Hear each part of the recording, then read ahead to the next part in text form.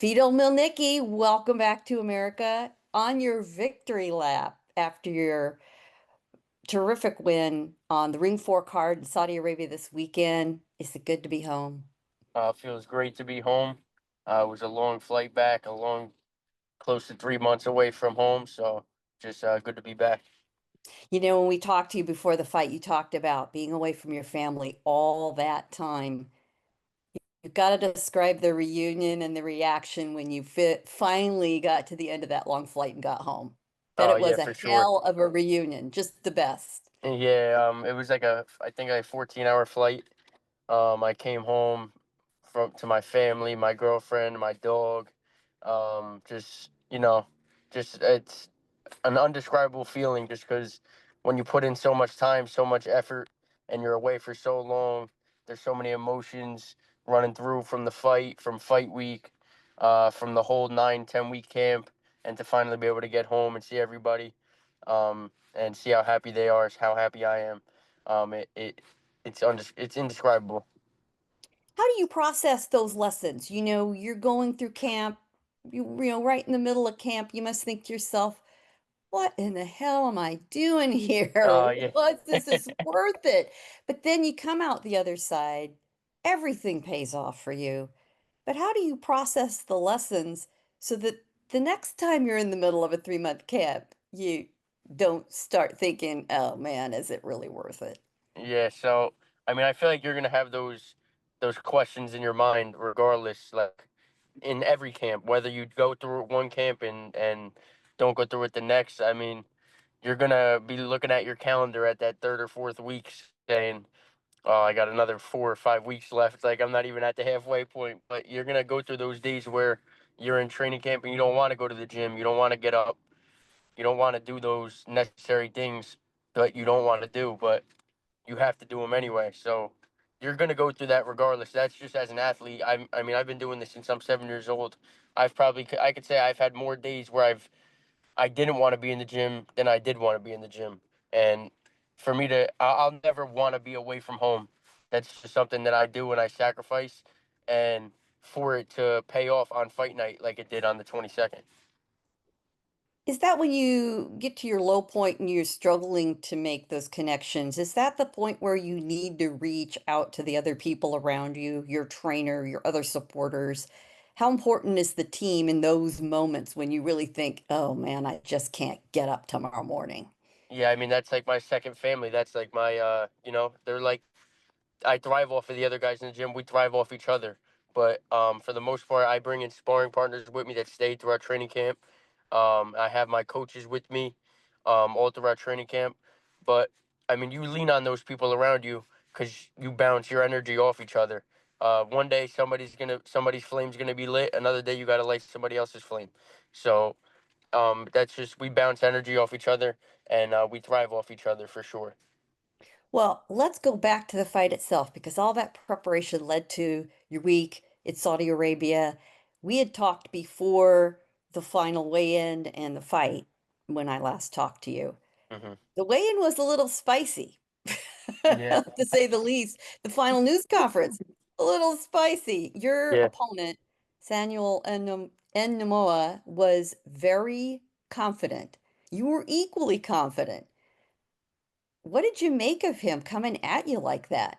Yeah, I more. It was good to sell the fight, but I look at it as like a little bit of nervous energy. I think he thought he was gonna like punk me a little bit. He saw a younger kid, that he could maybe intimidate a little bit, but that's not the case. I mean, I've been doing this for too long.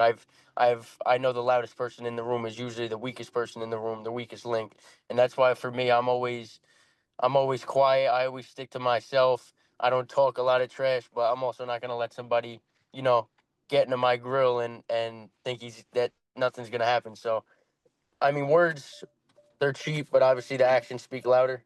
And I feel like that's exactly what you saw. I'm not really a talker. Everybody knows me. I'm very laid back.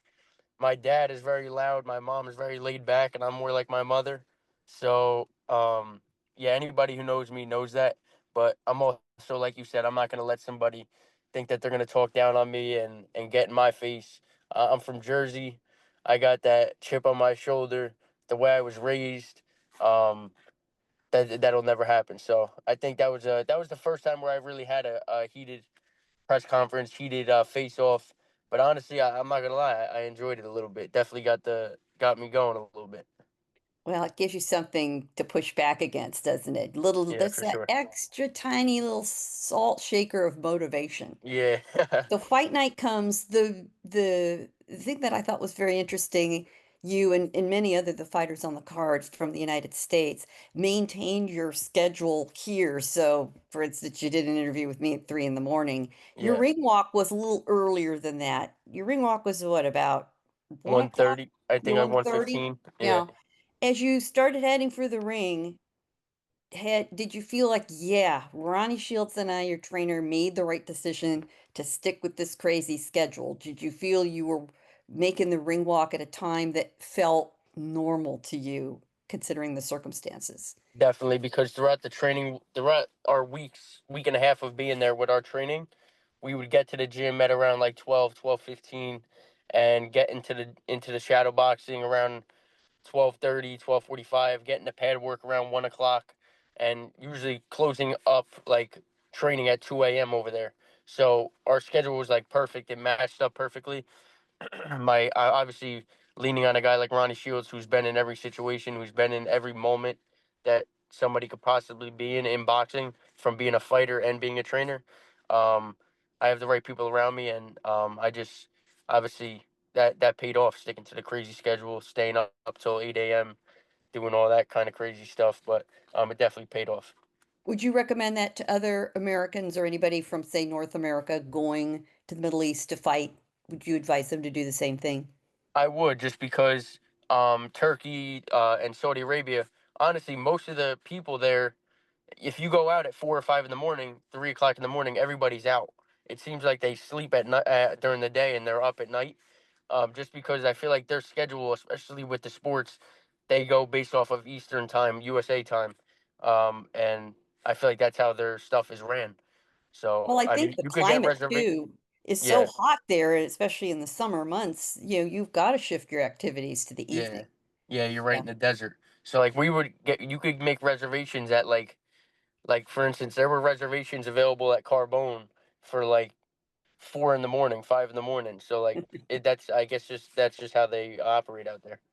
For those of us who are night owls, that sounds like a dream come true. Oh I yeah, gotta, for I sure, gotta tell you. definitely. So you get to the ring, you get in the ring, you get down to business. You're already starting to light him up in the second round. Yeah, What did you find that you expected from him, and was there anything unexpected? You really did start taking it to him pretty quick. yeah. That was the game plan. I especially after seeing his energy at the press conference. Um, I also knew that he has never been on a level like that before. So I knew he hasn't been in there with a guy at the level of that I'm on. So I thought for us it was to step to him, let him feel our power early. And you could tell he was on his back foot the whole night. Once we touched him early, he didn't want really any part of getting hit like that again. So he was more on the defensive. I feel like that really slowed his output down. He wasn't obviously controlling the pace. I was controlling the pace, and when that happens, for me, good things happen, but for your opponent, it starts to really snowball and go downhill. And it was just 2 rounds later you tagged him and he was knocked down, Vito. Yeah. There was a knockdown in the fourth round that was absolutely missed by the referee. hmm Did you know it at the time? And how did that affect you? That would have made me a little bit irritated.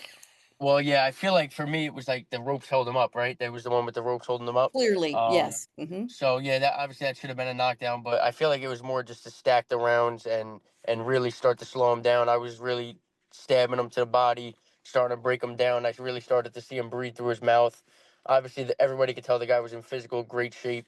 The guy really came ready to fight. But our game plan with Ronnie throughout the whole training camp, throughout the whole fight week, we I feel like we executed it perfectly from round one on. Honestly, probably could have got him out of there a little earlier, but I'm happy I stayed patient, and I think the knockout really, it came at a perfect time.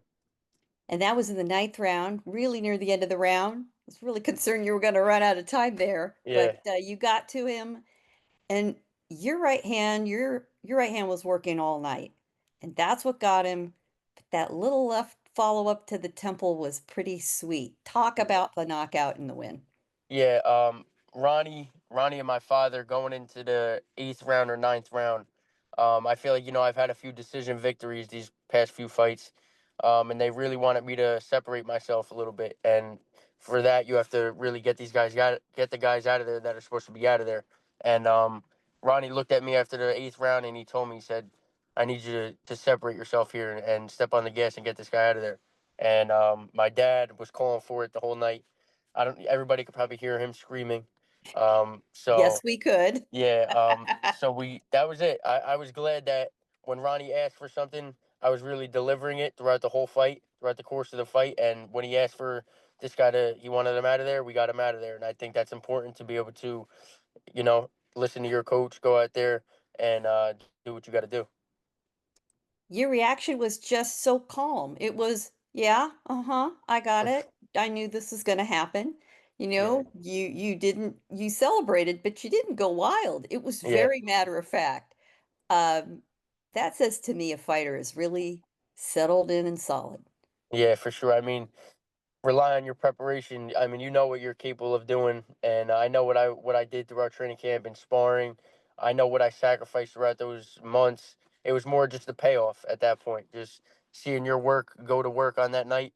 And obviously, I've been there before. I've been at a high level since I'm a kid, and for me to do it on that stage, Turkey Al Sheikh sitting some ringside, just this is what I was born to do. This is what I do, and I've been on that level before. I know what I was supposed to do with a guy like that, and I did what I was supposed to do. A lot of people who fight, there in Riyadh often talk about the atmosphere, not quite being the same as fighting in front of American fans, Japanese fans, British fans. But it was my impression you did get a lot of excitement going. The knockout got a tremendous amount of cheers, and yeah, you're sitting in front of, a lot of very high-ranking Saudi officials and royals. Talk about how that atmosphere played out for you. They seemed like they were right on your side, right through Yeah, up to the end. yeah, I was surprised actually because a lot of people they said, oh, they're not going to get a big crowd in there. They usually don't get a big crowd in there, um, and it was crowded and it was loud too. Even throughout the fight, like when you would land a big shot, like the crowd would get into it, but across the pond usually they like to see boxing and knockout. They love knockouts and stuff too. So when I knocked this guy out and got him out of there, the place definitely did. They went crazy. They erupted, and I was surprised because going into it, like you said, a lot of people said it's more just like people clapping, more proper, like not screaming, less people in the arena. But for the most part, it was pretty crowded. At all the events from the fight week stuff with the media workouts, the press conference, the weigh-in. Everything was crowded. They showed a lot of love out there, and they were definitely into it. Especially when I got them out of there in the ninth. And then the question is, would you like to go back? Yeah, I would go back. I would go back for Even sure. with the crazy schedule and everything you had to do to make it work. Yeah, I would go back for sure. They treated us really well out there.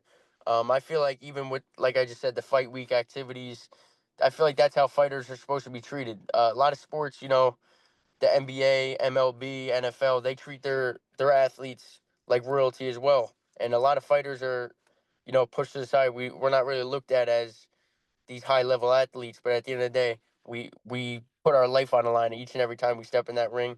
And I feel like that's how fighters should be treated. And I want to thank Turkey Al Sheikh, Saudi Arabia, the ring, everybody that was involved in making that event happen and treating us like royalty out there.